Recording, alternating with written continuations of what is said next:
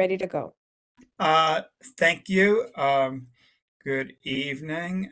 This is Ben Winograd, and I'm opening up the Finance and Administrative Committee for June 2nd. We have on member Deb Poland, as well as Councilor Carol Blanks. We also have on our Deputy Corporation Counsel, Gina Ferrano, and our Town Manager, Rick Ledwith. I believe that's everybody we've got right now. Mark Zadanowicz could not make it this evening. So I'm going to have a motion to approve the minutes. So moved, Mr. Chair. Thank you. I second. All in favor, aye. Aye. Thank you. And I'll turn it over to Mr. Ledwith to run us through some items on our agenda. Yeah, thank you, Mr. Chairman. Good evening, everyone. The first resolution is amending the fiscal year 2025-2026 budget of the Community Development Block Grant Fund. And so, as you may know, and this is a routine resolution that we do every year, the town council adopts our town budget at the second meeting in April. We usually don't get the CDBG budget until sometime in May. So we do an estimate every year of what we think we will be receiving from CDBG and from HUD. And this year we appropriated $998,969 for fiscal year 26. And we received notification last week that the actual number is $995,108. So it's a $3,000 difference from what we had budgeted. So good news is we are receiving the money, which is that was in question about 4 or 5 weeks ago, but that's no longer the case. So that is the good news. And this is, as I said, a fairly standard resolution that we do every year because of the timing between our budget adoption and HUD giving us our final number. So through you, Mr. Chairman, I'm happy to answer any questions that the committee had. Thank you. And I do note that Councilor McGinnis has gotten on as well. Any questions on this few $1,000s? Just a quick question through you, Mr. Chair. So do we have a new plan for how we're going to account for this small decrease? I know it's small, but we should still figure out what we're doing, I guess. Yeah, we will. And I did not confirm that with Helen Rubino Turco, but I know we modify this number every single year. So I'm sure we had some plan B in place to adjust for the $3,000 difference, but we could back that conversation up at our next Human and Community Services Committee meeting as well. Perfect. If there are no other questions, we can move on to the next item. So next resolution is closing completed capital projects in the Capital Projects Fund. And this is also an annual resolution. So as capital projects are completed, the council must formally close these projects by resolution. As you can see on the resolution itself, there are 24 projects that we will be formally closing by this resolution. In addition, 2 projects came in under budget and will not be reimbursed by the grantor of those funds. So the first one is Trout Brook Trail Phase 2, which came in under by $17,841.99. And then the Westmore Park Outdoor Classroom came in at under $11,536.61. In addition, the $100,000 that was set aside in the Westmore Park Fund for a utility shed is no longer needed based on realignment of other projects as well. So, but that was going to be funded separately through the Westmore Park Fund. And that summarizes that resolution. Through you, Mr. Chairman, happy to answer any questions that the committee had. Thank you. Any questions?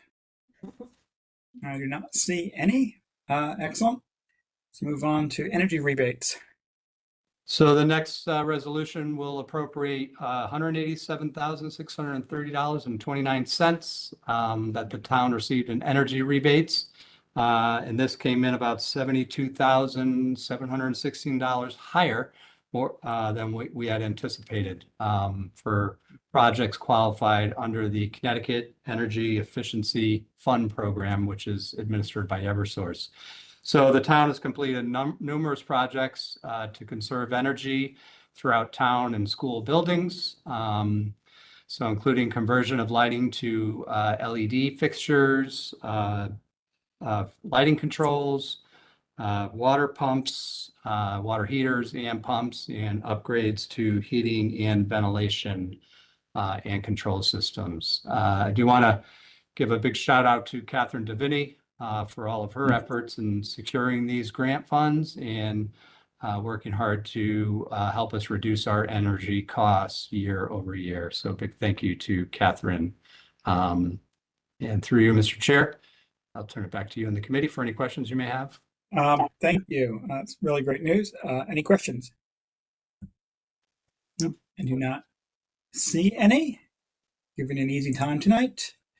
Let's see. Let's move on to the next item. So thank you, Mr. Chairman. The council, you may remember this back in October of 2024, West Hartford's delegation, which included Senator Slapp, Representatives Exum, Farrar, Gibson, Gilchrist, and Sanchez, worked with our governor to secure $2 million in funding from the Bond Commission to support affordable housing in our transit-oriented development district. So as you know, that's the New Britain Avenue and the New Park Avenue corridor. So very much appreciate the support and efforts in working with Governor Lamont and our delegation to secure these funds. This resolution will formally allow us to receive those funds directly from the state, and we would in turn appropriate those funds to two projects that have both been approved along our TOD, one being the mixed-use Elmwood Lofts project, which is at the former Puritan furniture site on New Britain Avenue. And that project, as you may recall, called for commercial on the first floor and then 117 residential units upstairs with a large number of affordable units mixed in. And then the Jaden, which was located further down New Park Avenue, which had a proposed commercial on the first floor and 70 units, again, with a mix of affordable housing upstairs. So this is a little bit of old news in terms of when we received it, but this resolution, we've worked over the last couple of months with our corporation counsel, deputy corporation counsel, in finalizing the paperwork to secure those grant funds and put those into play with these two projects. So through you, Mr. Chairman, I will turn it back over to the committee for any questions you may have. Thank you. That it is exciting. I do not, in Civic Clerk, I'm not sure we got that document. Is that in? So that is, yep, through you, Mr. Chairman, we are working on the resolution, so it was not quite ready for this evening, but we would like to put that on the agenda for tomorrow when we post the council agenda for June 10th. And Deputy Corporation Counsel Verano is working at finalizing that resolution. But if it were okay with the committee, we would like to be able to put that on the agenda for the 10th. Great. And I would support that. Yep. Jeannie did you want to comment? Yes, I did. Probably one of the things that Rick didn't say, but that you'll find in the resolution, is that the funds are actually going to be deposited in our development program, affordable housing development program. So it's going to go into that fund, and then it will be dispersed out of there. Thank you. Right, that sounds appropriate. Yeah. Right, thank you. I agree with Councilor Paul, and no objection, obviously, to doing it that way, and we'll take that up at full council. Any other questions on this? I don't see any. Thank you. I do not believe we have any communications, and so we'll jump to Finance Department update. Yeah, so unfortunately, our director, Lisa Newton, could. I'm sorry. Is that? No, go ahead. Oh, okay. So, yeah. So Lisa Newton was had a family emergency arise tonight, wasn't able to join us. So I'll give you a very non-accountant, high-level view of our operating results, and then we can add it to, we can probably get an update through May at our next F&A meeting. But I don't see the numbers changing a whole lot. But good news, we are showing through April 30th, are showing a $2,946,335 surplus for FY25, for fiscal year 25 budget. And really primarily driven by two factors. One being our tax collection rate is coming in higher than we had budgeted. So that's resulting in a $2.4 million surplus in tax revenue. And then we are also showing a $1.1 million surplus in our building permit line item as well. And that's a result of all of the significant increases in multifamily housing construction that's occurring throughout town, in addition to the increases in residential permits that we are continue to see, especially over the last several years. So that is good news in both of those categories, which is resulting in that $2.9 million surplus at this time. So as I said, I certainly can answer any high-level questions that the committee had, but I could put this back on the agenda for next month, and we'd be able to get into a little bit more detail through May. But I do see the good news continuing as we look to close out this fiscal year. So through you, Mr. Chairman, Right. Back to the committee. Thank you. Any questions? Just a comment, more of a question. I mean, I think I worry that our residents will hear that we have a surplus and think like, oh, you're taxing us too high if you don't need the money. But I mean, in the scheme of our budget, this is under 1% of space that we have provided here. So I think it's really important for people to realize that we need to have that little bit of wiggle room in case tax collection does come in lower or there are some unanticipated expenses. So I appreciate our staff's management of these funds and in a very responsible way. Thank you. Yes, couldn't agree more. And thank you. Yeah, to add to that, I know we looked at the rate, and we certainly didn't pick one that was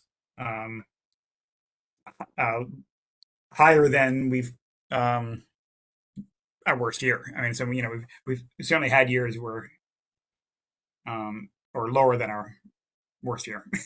So what we picked was a real number, and that we have had collection rates at that level. Yeah, I don't know why there's a variety in that, but well, we always budget through you, Mr. Chairman, always budget above 99%. So right. In the difference between 99.1 and 99.4, can give us a decent Right. result. But in the other, if it swung the other way, it would look equally as concerning from that perspective. So we're very conservative. But this year's number, to Councilor Poland's point is, 1% of our overall budget, and quite a bit lower than our surplus from last year, which, as you may remember, was up in the $9 million range. So, but that was due to a municipal revenue sharing grant that we did not budget for and receive through the state, and we did not receive that same grant this year. Yeah, that's right. So thank you for that. We can get into more detail next month if anybody wants to. Yep. So with that, we do not have, unless anybody has any suggested future agenda items, I guess that would be one of them if we want to have that in more detail. We are going to go into an executive session tonight and not come back from it. So we won't be taking any action on the executive session, but without objection, I move that we go into executive session pursuant to section 1-206A to discuss the employment, performance, and evaluation of the town manager. And to that meeting, we'll invite Deputy Corporation Counsel Vina Verano, and not, in fact, our town manager, who gets to take a break from this. So long day. Thank you very much. Go home, and we'll move over to that executive session. Do we need?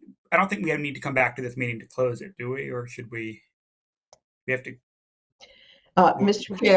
Chair, you don't have to come back, just for the benefit of those watching, only because it is video. And so you could just say that we stand adjourned after we come back from executive session, and you do not need to come back on video to do that. Thank you very much. So thank you all, anybody who did watch tonight and on video, and we will see you next time. So thank you. Thanks, Thank everyone. you. Have a good night. You too.